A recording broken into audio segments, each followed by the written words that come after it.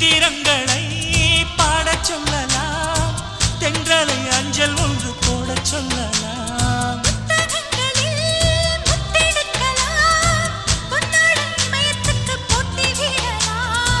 பூமிக்கு பொட்டு வைத்து பார்க்கலாம் பார்க்கலாம், பூவுக்கும் ஆடை தைத்து போடலாமா?